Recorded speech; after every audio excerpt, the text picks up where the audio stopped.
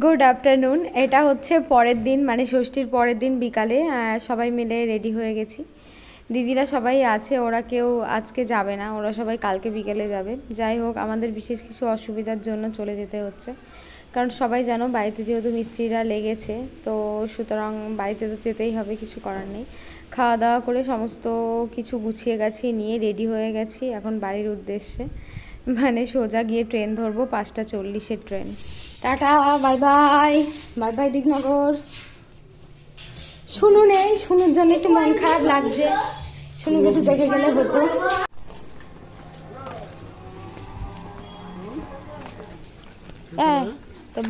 Tata. চলো চলো, train পাবো না, মা আসছি তাহলে। আসছি, দাদা টাটা দিচ্ছে, দাদাকে তুলে ওইদিকে তাকিয়ে তো, মা আসছি তাহলে। হ্যাঁ, কৃষ্ণনগর স্টেশনে এসেই প্রথমবার মনে হয় দেখছি যে ওই বসার জায়গাগুলোতে মানুষ বসেছে। গেলবার আমার সাথে এমন একটা বিচ্ছিরি ঘটনা ঘটেছিল। যাই হোক, মানে পুরো স্টেশনটা একদম ফাঁকা, কোনো মানে দোকান নেই, কিচ্ছু নেই, এ টু জেড। মানে মনে হচ্ছে না নতুন একটা স্টেশন, একদম নিট অ্যান্ড ক্লিন। সব দিক থেকে, একদিক থেকে বিচার করতে গেলে কোনো মানুষের, যারা করে খাচ্ছিল তাদের অনেক কষ্ট, তারা কিভাবে উপার্জন করবে তারও একটা ব্যাপার আছে। আর একদিক থেকে ভাবতে গেলে, যাই হোক, স্বচ্ছ ভারত অভিযান।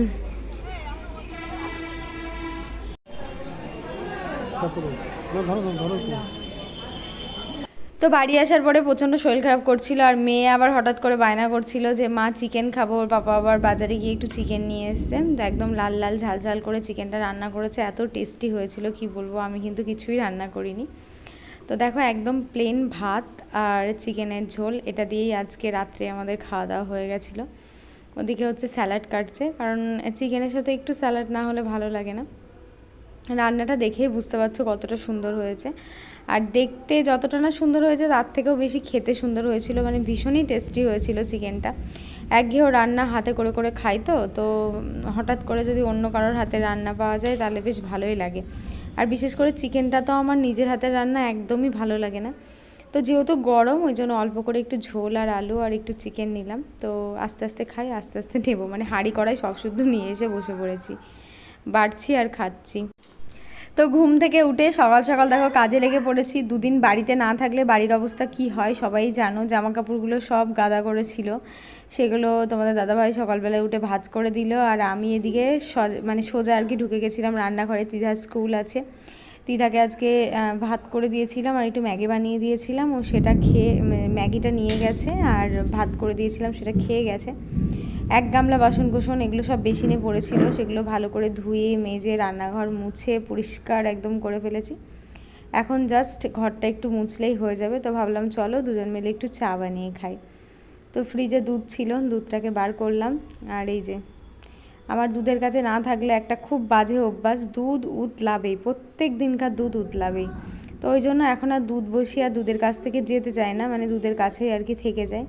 তো পুরো দুধটাতে তো আর চা করবো না, ওই জন্য প্রথমে দুধটাকে গরম করে নিলাম, অর্ধেকটা দুধ যতটুকুনি চা করার জন্য দরকার ঢেলে নিলাম, একটু চা পাতা দিলাম।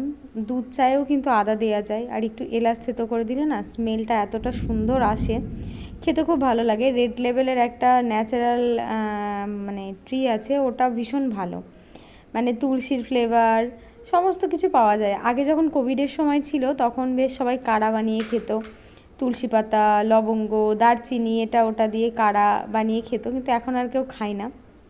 কাড়াটা শরীরের জন্য খুবই ভালো। আর এই হামালদিস্তাটা কেনার পরে এতটা হেল্পফুল একটা প্রোডাক্ট কি বলবো। এর মধ্যে রসুন থেতো করা, আদা থেতো করা, একটু টুকিটাকি কিছু থেতলে নেওয়া, খুব সুন্দর হয়। আর দেখতে জিনিসটা ছোট হলেও কিন্তু খুব সুন্দর কাজের। এই যে দুটো এলাচ নিয়েছি, ভালো করে থেতো করে নিলাম, এবার ছাড়িয়ে এটাকে দিয়ে দিলাম। যখন চাটা খাবো, এই যে এলাচের ফ্লেভারটা এই চায়ের মধ্যে পাওয়া যাবে, মানে একটা অসাধারণ গন্ধ আসে। এখন এলাচের যা দাম, প্রচুর পরিমাণে দাম হয়ে গেছে এলাচের। তো এই যে উতলে যাচ্ছে, চাটা রেডি। চলো বর আর আমি দুজন মিলে একসাথে বসে বসে খাই। তো আজকে আমাদের মিস্ত্রিরা আসেনি, মিস্ত্রিরা না আসার একটা কারণ আছে। তো ভেবেছিলাম, অনেকেই বলছে প্রচণ্ড মেঘ ডাকার আওয়াজ হচ্ছে, ভিডিওটা এডিট করছি এখন। এবার বলি, অনেকেই বলছে দিদি তোমাদের বাড়ির কাজ কতদূর হলো, একটু বেশি বেশি করে বাড়ির কাজ দেখাবে। আবার কেউ বলছো দিদি এই সবগুলো দেখিও না, এই সবগুলো দেখালে অনেক মানুষের নজর লেগে যায়, বদনজরটা একদমই ভালো না। এটাও ঠিক কথা, তবে অবশ্যই তোমাদেরকে বাড়ির কাজ দেখাবো, কিন্তু সেটা একটু সীমিত পরিমাণে দেখাবো, মানে মাঝে মধ্যে দেখাবো, সবসময় ভিডিওতে আনবো না। দেখো প্রত্যেক বছর কিন্তু আষাঢ় মাসে বর্ষা পড়ে যায়, এই বছর কিন্তু এখনও আমাদের এখানে বর্ষা পড়েনি। তো সেই জন্য আমরা ভেবেছিলাম যদি আমাদের ভিতের কাজটা, মানে আমাদের যেহেতু জায়গাটা অনেকটা নিচু, অনেকটা উঁচু করে ভিত দিতে হবে, ভিতের কাজটা যদি একটু তাড়াতাড়ি হয়ে যায় সেক্ষেত্রে আমাদের একটু সুবিধা বলতে একটু ভালো হবে, কারণ জল বৃষ্টি কাদা হয়ে গেলে না খুব সমস্যা, তখন আর মিস্ত্রিতে কাজ করা অসুবিধা, তোমাদের দাদাভাই চলে যাবে, জানি না কি কতদূর হবে। কিছুটা আমাদের গাফিলতি, আমাদেরও কিছু প্রবলেম ছিল, সেই প্রবলেমগুলো কিন্তু আমাদের এখনও সলভ হয়নি, জানি না কবে হবে। আর চা খাচ্ছি আর বরকে বলছিলাম যে তুমি এত ফোন দেখার কেন নেশা, ফোন দেখার নেশা ছাড়ানোর জন্য, হ্যাঁ আমি যদি বকাবকি করি তাহলেও ফোন দেখে না, মাঝে মধ্যে আমি কিছু বলি না, আবার মাঝে মধ্যে রেগে গেলে একটু বকিও। তো ও আমাকে বেশি বেশি করে বউদের যে বিষয়গুলো আর কি দেখায় ফোনে, ওরকম এলেই আমাকে নিয়ে এসে দেখায় আর কি, দেখো এই জিনিসটা ওই জিনিসটা। তো এই যে দেখতে দেখতে অনেক কদিন হয়ে গেল, 25 দিনের ছুটিতে এসেছিলো তোমাদের দাদাভাই, আর 25 দিনের মধ্যে মোটামুটি তাও বেশ কিছুদিন হয়ে গেল, মানে এই শনিবারে 15 দিন কমপ্লিট হয়ে গেল, 16, 17, মানে আর খুব একটা বেশি দিন নেই, আর হয়তো গোনাগান্তিতে হয়তো খুব বেশি হলে 9 দিন মতো তোমাদের দাদাভাই আছে। তো জানি না 9 দিনে কতটা কি কাজ হবে, তবে মাঝে মধ্যেই কিন্তু বাড়ির কাজ অবশ্যই তোমাদেরকে দেখাবো। খুব বেশি দূর এখনও হয়নি, যেহেতু আমাদের একদম নিচের থেকে পরিপক্তভাবে মানে শক্তপোক্তভাবে করছে, তো ওই জন্য অনেকটা টাইম লাগবে, নিচটা করতেই বেশি টাইম লাগে, তারপর আর সময় লাগবে না। তো সকালে চাটা খাওয়ার পরে সমস্ত কাজকর্ম গুছিয়ে নিয়েছি, ঘর ঝাড়ু দেয়া, মোছা, জামা কাপড় কাচা, সেগুলোকে মেলা। তো এবার ভাবলাম চলো দুজন মিলে একটুখানি মুড়ি খেয়ে নিই। তো আগের দিনকার চিকেন তো ছিল, তো ও বললো যে আজকে আর কিছু মুড়ি খাওয়ার জন্য বানাতে হবে না, চিকেন দিয়েই খেয়ে নেবো। তো সেটা দিয়েই খেয়ে নিলাম। আর দুপুরে রান্না বান্না কি করা, সকাল থেকে আজকে কি কাজ করেছি নিজেই জানি না, রান্না করতে করতে 2টো বেজে গেল, এক্ষুনি তো মেয়ে চলে আসবে। আর ও যেহেতু সকালবেলায় খেয়ে যায়, টিফিনটা তেমন একটা হেভি টিফিন নিয়ে যায় না, ওর খিদে পেয়ে যায় বাড়ি এসেই, মা আগে কি রান্না করেছো বলবে। তো আজকে দুপুরে একদম সিম্পল নিরামিষ রান্না বান্না হচ্ছে। এখানে দেখতে পাচ্ছ অনেকগুলো পটল কেটেছি, মশলা পটল করবো, হেভি টেস্টি হয়, সবাই খেতে ভালোবাসে আমাদের বাড়িতে। আর বরবটি আলু ভাজা, আর এই সাইডে একদিকে ভাত আর একদিকে ডাল সিদ্ধ চাপিয়ে দিয়েছি, একদম নিরামিষ রান্না বান্না। ওদের দুজনের জন্য ডিমের অমলেট করে দেবো, আমি এটা দিয়ে খেয়ে নেবো। আজকে কালকে রাতে মাংস রান্না হয়েছিল, সেসব খেয়ে দিয়ে আর মানে মাংস তো খাওয়ার ইচ্ছাই নেই। যখন মাংস 2-4 দিন অনেকদিন খাই না তখন খেতে ইচ্ছা করে, মাংস রান্না করলে 2-1 পিস খেলে তখন আর ভালো লাগে না খেতে।